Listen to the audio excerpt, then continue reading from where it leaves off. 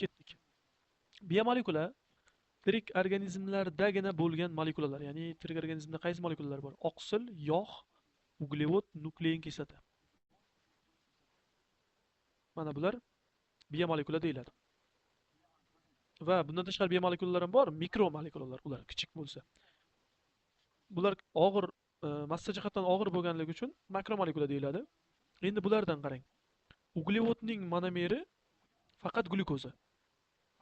Bir xil bo'lgan monomerdan iboratligi uchun gomo, ya'ni bir xil gomo polimer deyiladi. Agar har xil moddadan tashkil topsa, misol uchun oqsil 20 xil amino kislotadan tashkil topgan. Nuklein kislota 4 xil nukleotiddan. Lipid esa 2 xil modda. 2 xil monomer emas, modda. Shuning uchun ham lipid polimer emas. Uglevod gomo polimer, oqsil va nuklein kislota heteropolimer. Chunki monomeri har xil. Lipidda monomer yo'q, shuning uchun polimer emas. Biopolimerlar qatoriga juda ham e'tibor bo'lasiz. Xo'p, vazifasi: birinchi guruh tuzilma hosil qilish, polisaxarid bilan ayrim oqsillar. Ikkinchi guruh tashish va katalizatorlik. Katalizator tashish bu ikkalasi ham oqsilga to'g'ri keladi. Tuzilma hosil qilish polisaxarid, ya'ni membranadagi uglevodlarni va oqsillarni nazarda tutyapmiz. Uchinchisi axborot saqlaydi. Nuklein kislota, ya'ni DNK yoki RNK ma'nosida keladi. Ya'ni makromolekulalar umumiy 3 ta vazifani bajaradi. Xo'p, kichik mikromolekulalar bor, bular mana ular. Ya'ni nukleotid, o'sha pigment, shakar, aminokislota, ya'ni makromolekulalarning monomeri yoki undan tashqari bo'lgan mana pigment kabi qismlar ham, shakar kabi qismlarni ham, gormon kabi qismlar deb olsa bo'ladi. Bular nima uchun kichik? Chunki organizmda kam miqdorda bo'ladi. Misol gormon kam miqdorda bo'lgani uchun mikro.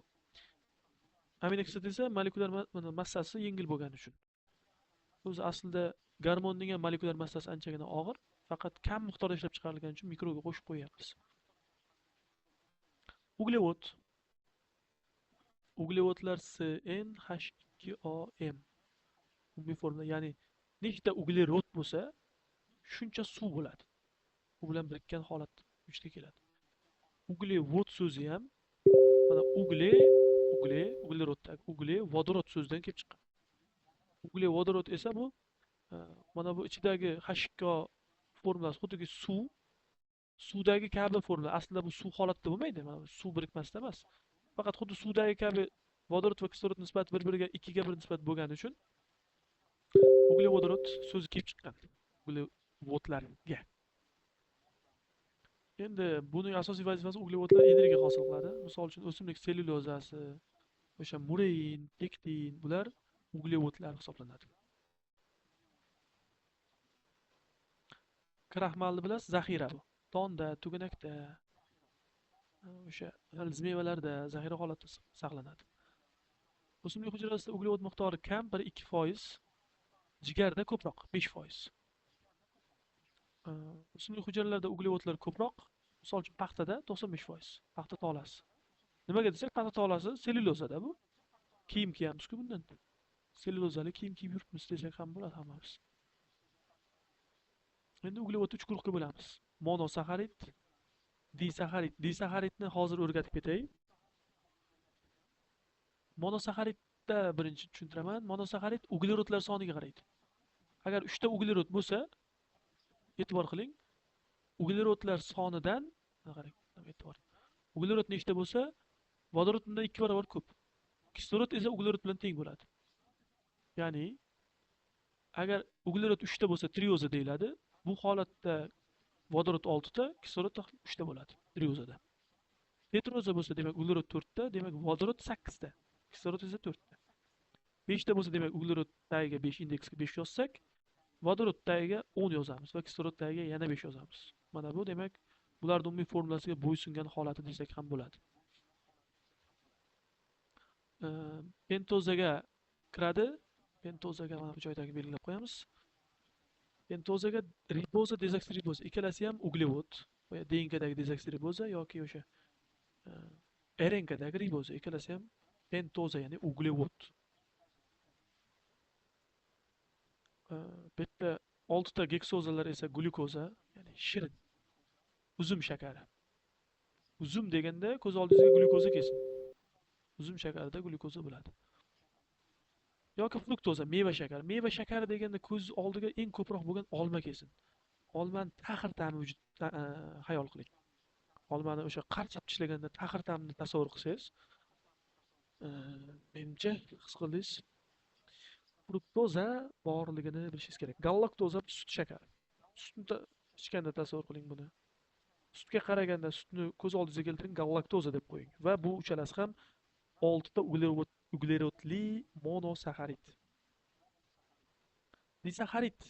Disaxarid so'zi bilan ishlatmang shuni. Monosaxaridlardan tashqari oligosaxaridlar bor. Oligosaxarid degani monosaxaridlar yig'indisi degan. Misol, ikkita monosaxarid. Misol, glyukoza. Bu disaxarid deyiladi. 3 ta glyukoza bo'lsa-chi, glyukoza bog'langan bo'lsa, bu trisaxarid deyiladi. 3 ta uglerod bo'lsa trioza, 3 ta monosaxarid bo'lsa trisaxarid, 4 ta bo'lsa tetrasaxarid, yoki 10 tagacha.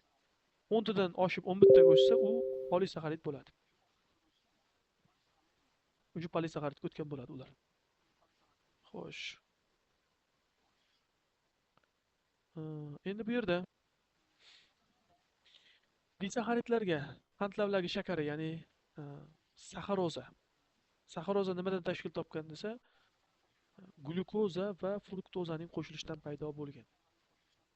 Maltoza don shakari ikkita glyukoza bog'lanishidan paydo bo'lgan. Laktoza esa sut shakari, glyukozaga galaktoza. Lekin demak, uchala disaxarid tarkibida ham bor bo'lgan monosaxarid bu glyukoza. Universal monosaxarid hisoblanadi. Polisaxaridlar eng ko'p tarqalgan polisaxarid, ya'ni 11 tadan 10 tadan oshsa monosaxaridlar soni polisaxaridga aylanadi. Kraxmal o'simliklarda, glikogen hayvonlarda, sellyuloza esa o'simliklarning hujayra qobig'i hisoblanadi. Paxta tolasi aytdik, deyarli toza sellyuloza. Endi mana energetik qiymati esingizda 17,6 kilojoule 1 grammda yoki 4,1 kilokaloriya sifatida olib ketsangiz ham bo'ladi. Xo'sh, lipidlar, suvda erimaydigan organik birikmalar, lipidlar yoki yog'lar deb ataladi. 23 tushuntiray, to'xtaymiz shu bilan. Menimcha bugunga bo'ladi. Og'ir bo'lib ketadi bo'lmasa mavzu ham. Lipidlar suvda erimaydi. Suvga sursak, erimay qalqib qoladi.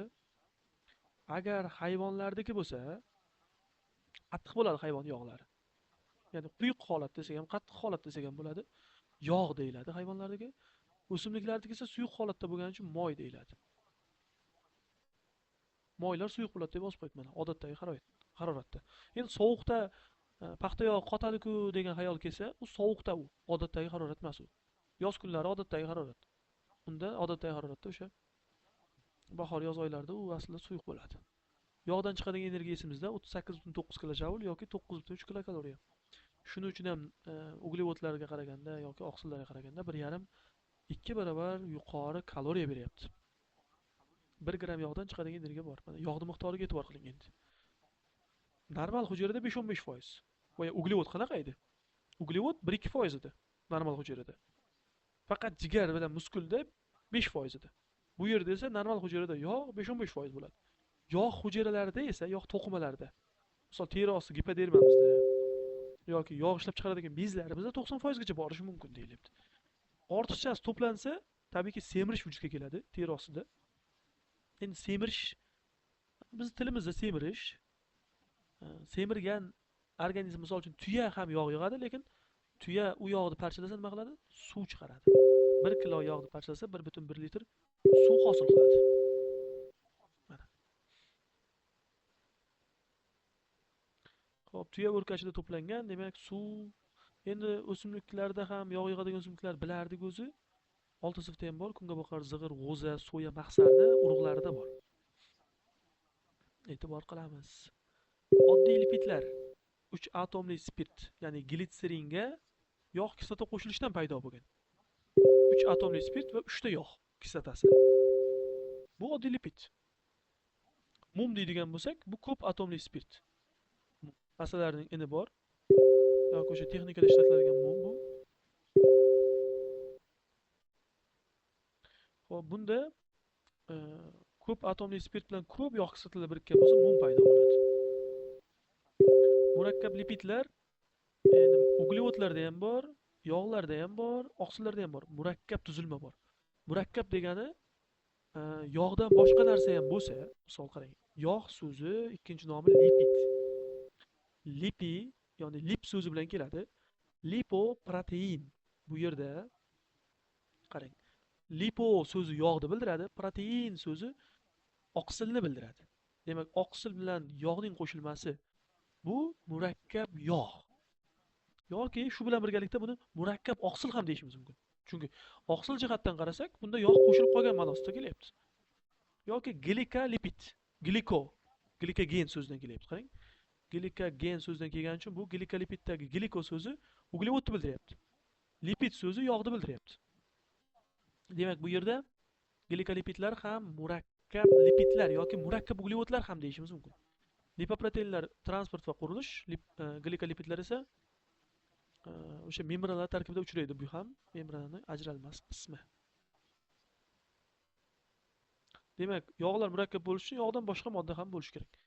Yana bizda yog' moddalar qanaqalar bor? Organik kislotalar, ularning tuzlari, jinsiy gormonlar. Endi mana jinsiy gormonlar so'ziga e'tibor qiling. Jinsiy gormonlarga qaysi kiradi? Testosteron, androgen, estrogen.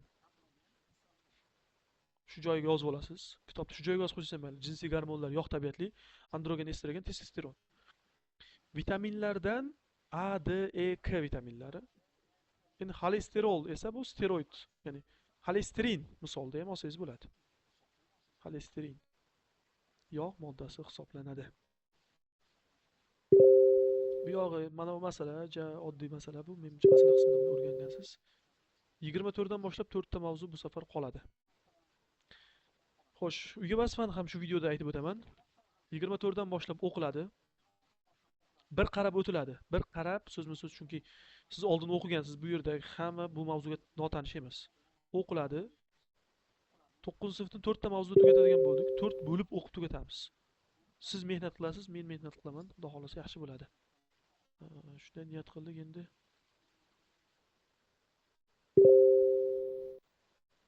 Qaysigacha desak.